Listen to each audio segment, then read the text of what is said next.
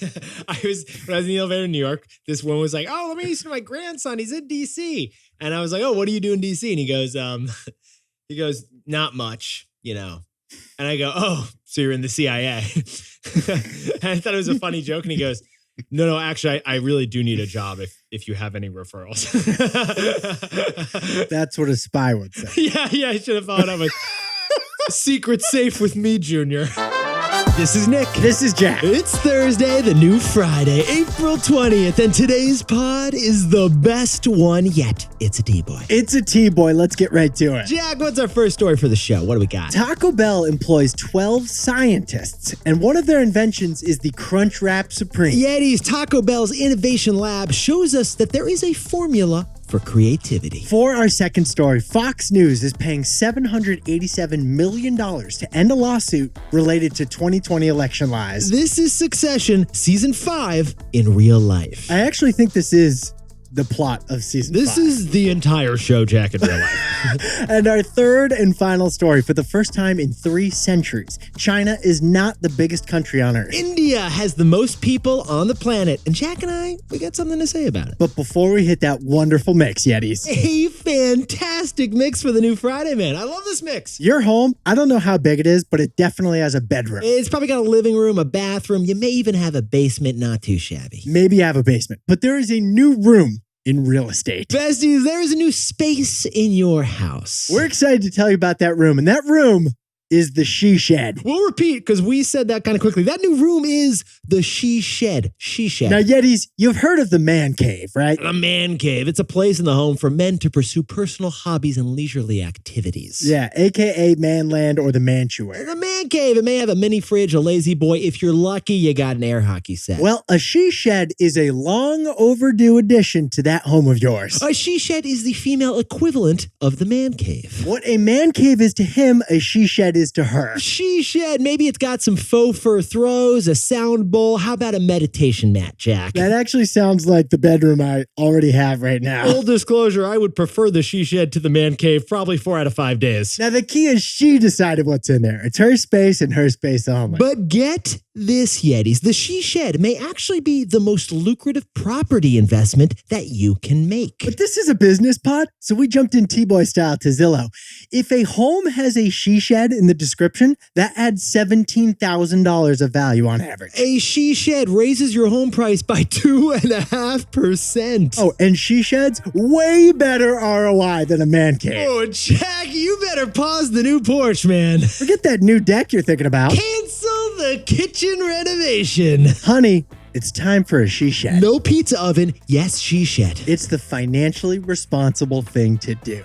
Now, Nick, to finish this intro, there's only one thing we can say. She sells She Sheds by the seashore. No. She sells She Sheds by the seashore. I think he meant to say she shells our 3 stories by the 3 store, Jack.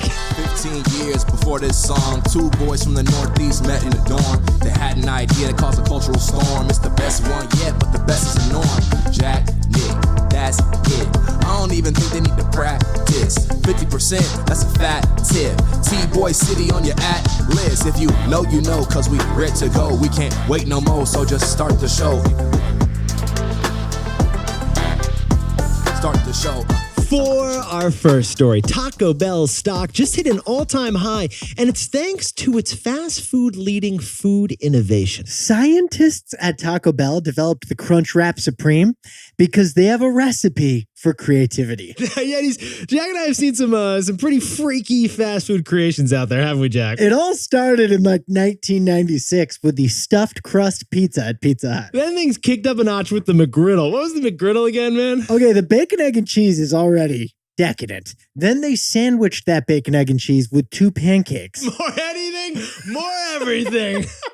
But the leader of fast food stunt marketing is Taco Bell. It is Taco Bell. Taco Bell dominates the stunt food industry, even if you got to put maple syrup on it all. If you think about it, Yetis, you pretty much know what's on the menu at every fast food restaurant, except Taco Bell. Because Taco Bell is launching 10 new menu items every year. That's almost one a month. The key to that is what Taco Bell calls their innovation kitchen. The Innovation Kitchen. This is like a Willy Wonka factory, but for tacos. Can we talk about this thing? In Irvine, California, they have 72 scientists. Scientists. They got goggles, Bunsen burners, and white jackets. If you're curious about that queso, these scientists have a few beakers with it. These scientists actually developed what they call the quesarito. You can buy it at Taco Bell. It's like the ninth wonder of the world. They crossbred a quesadilla with a burrito, didn't they, Jack? No nachos were harmed in the making of this quesarito. We're talking about a group of scientists looking for like the optimal Cheez-It to Tostito ratio on a daily basis. That's right. And stunt food like the quesarito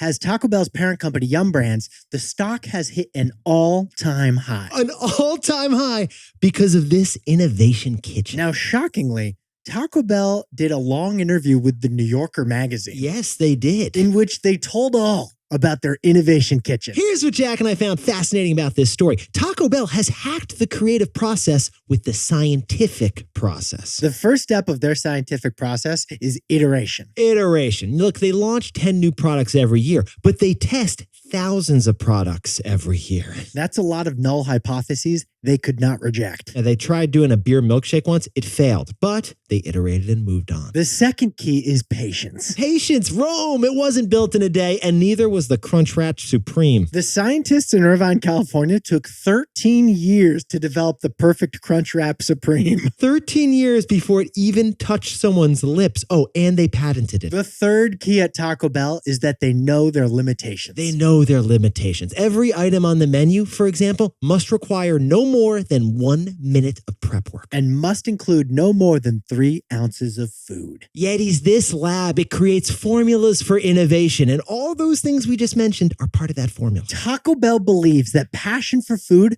comes from dynamic contrast. So here's what they do. They build out their recipes to create contrast. For example, the Doritos Locos Taco. The Doritos Locos Taco. Here's the formula for that. At Taco Bell, they made sure that half of the calories for that taco come from the fat. That's the formula. Because Taco Bell says that ratio delivers ideal mouthfeel for dynamic contrast. Yes, this is rocket science. So, Jack, what's the takeaway for our buddies over at Taco Bell? The best innovators turn creativity into a formula. Yetis, just because something is creative doesn't mean it can't be technical. To replicate and scale innovation, you can find a recipe for creativity. For instance, we have a formula on this pod, on this show, for what Jack and I think makes content interesting, don't we, Jack? Should we share this? We think that bold plus specific makes interesting. We think that a bold idea plus a specific example equals an interesting story. Yes, we do. And in your own work and life, you can build out your own formulas for creativity. Because, besties, good innovation is an idea, but great innovation has a recipe.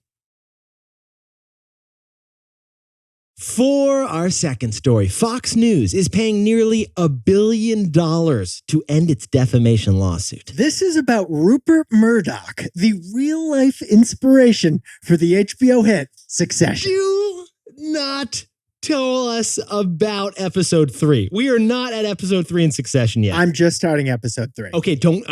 I heard something big happens about it. As I don't know if we want to know. Oh yeah, there's a bunch of like, oh my god, the plot twist in episode 3. All right, so Yetis, don't ruin Succession season 4 for us over here. But if you're not watching Succession, it really features Logan Roy, the patriarch of the Roy family, the head of the Waystar Royco Corporation. But that fictional character from Succession is based on a real person, a very real person named Rupert Murdoch. Rupert Murdoch, the Australian billionaire who happens to be chairman and former CEO of News Corp and Fox Corp, the owner of Fox News. Yeah, the current CEOs of News Corp and Fox Corp are Rupert's sons. A couple good-looking guys. You may know them as Kendall and Roman Roy.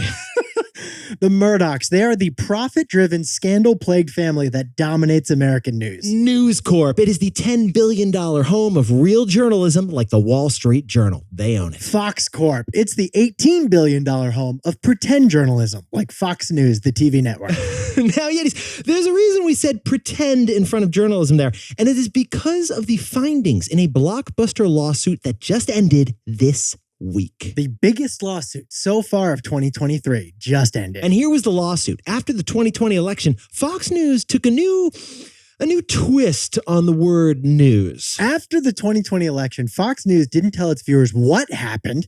They told their viewers what they wanted to hear instead. According to the evidence in court for this lawsuit, Fox was worried that Trump-supporting viewers were changing the channel on Fox. They were ditching Fox. They were changing the channel. They were moving to an even more conservative news network that told them the conspiracy theories they wanted to hear. Okay, so here's the business decision Fox made. They pivoted. They started telling those conspiracy stories too, even though, and this part is key, even though Fox knew internally that those conspiracies were false. That's right. There were text messages and emails from the hosts of the shows.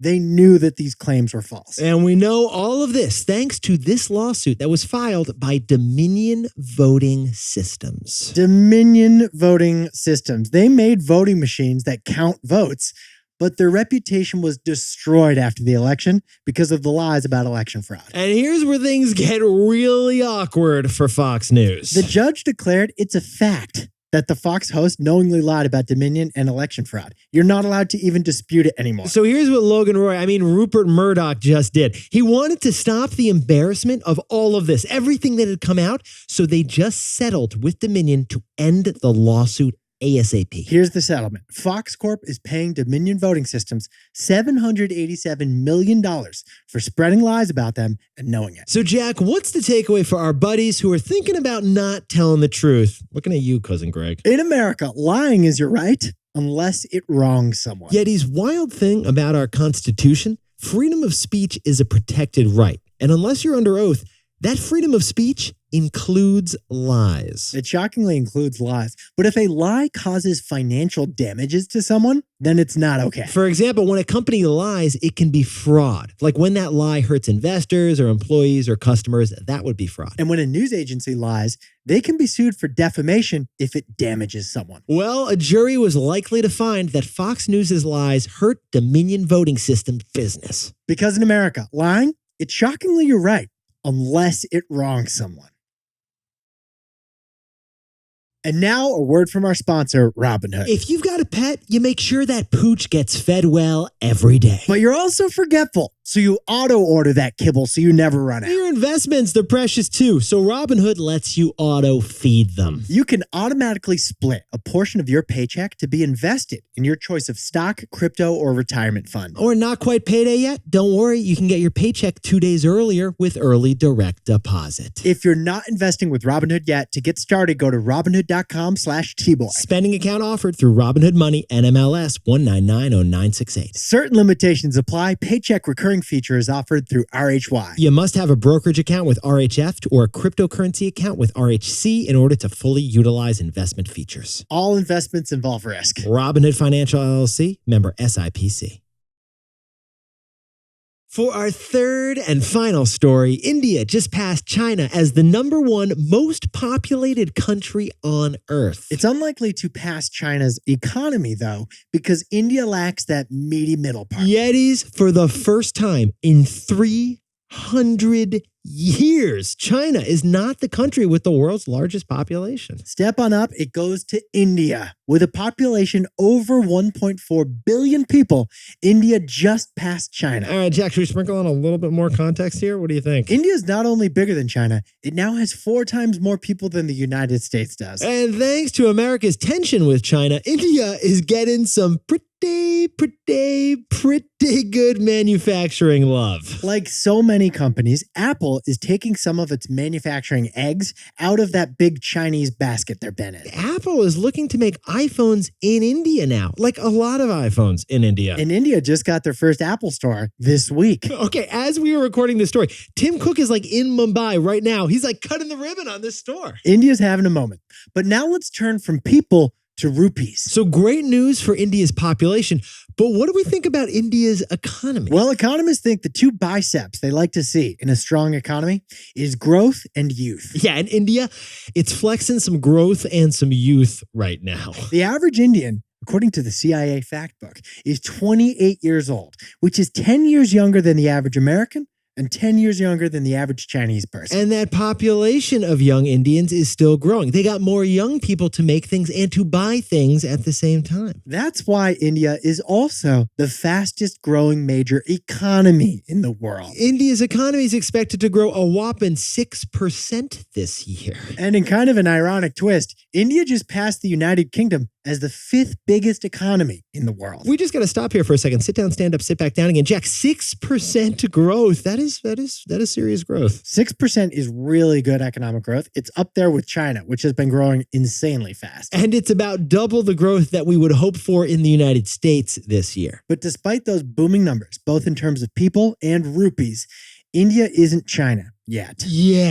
India's economy looks like China at the top and the bottom, but not in the meaty middle. And that is key. So, Jack, what's the takeaway for our buddies over in India? India's economy lacks the meaty part of the curve. Yetis, like China, India has both a mega rich and a super poor population. Yes, India's people enjoy deeply unequal quality of living, depending on where they are. But unlike China, India does not have as strong and growing a middle class. Yeah, the average income in China is $18,000 a year. So most Chinese people are solidly in that middle class. But in India, 90% of the population earns less than $4,000 a year. That's the big reason Western companies haven't pursued India as much as they have pursued China. So besties, India's population just became number 1 and its economy just became number 5. But India's economy is lacking in the meaty part of the curve. The middle class.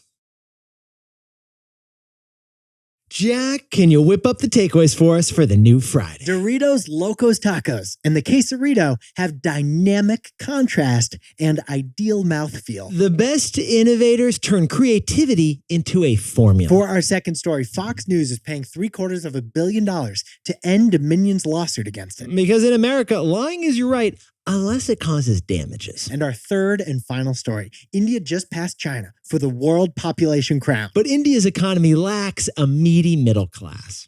Now time for the best fact yet. This one sent in by Joshua Gumlickpuk from frosty Anchorage, Alaska. You ready for a pre-weekend trivia question, Nick? Hey, hit me, Jack. What do we got over here? Because Thursday is the new Friday. It is.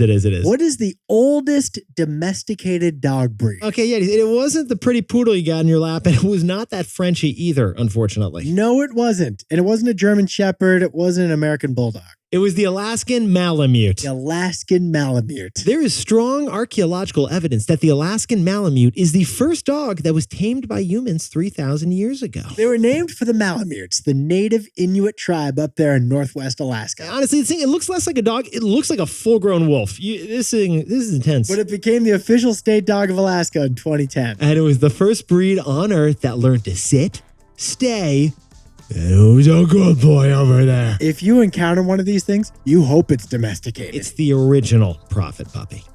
Yetis, you look fantastic for the new Friday. Jack, what should you do if you want to get, a best fact yet or a shout out on the pod? Check out tboypod.com. We have a whole tab up there on the website for shout outs from the Yetis and Besties. Yetis, go to tboypod.com. Jack and I will see you there.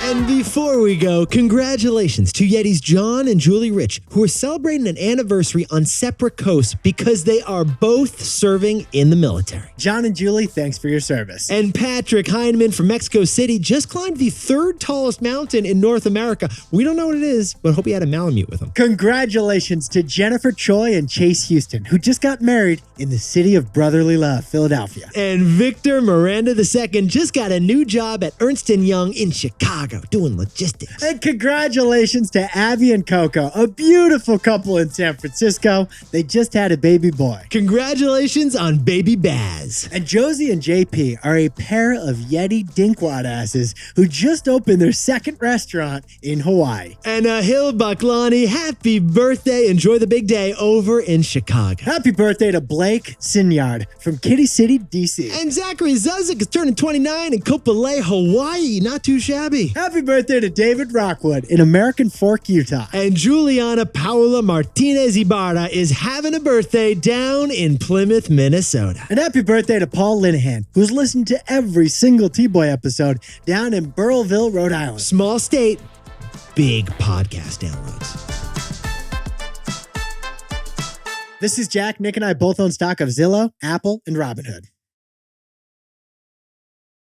And now a word from our sponsor, Robinhood. Not sure what to order? Make sure to ask about the specials. Seared tuna on a bed of rice with ginger aioli. Yes to that. Robinhood's Cash Card has a lot of specials too, and they come with some perks. This time, it's your favorite sneaker brand. Next time, it's your favorite sushi spot. It's the special this week, and if you buy it, you get cash back with no activation required. So buy these sneakers with Robinhood and get rewarded for it. If you're not investing with Robinhood yet, to get started, go to robinhood.com/tboy. Spending account offered through Robinhood Money, NMLS 1990968. The Cash Card issued by Sudden Bank, member FDIC, pursuant to a license by MasterCard. Certain limitations apply. All investments involve risk. Robinhood Financial, LLC, member SIPC. She sells, she says, she sells, she says by the... Dude, you get to slow it down now. She sells, she said, she sells, she shall, she shall. She sells, she shall. It's got it harder.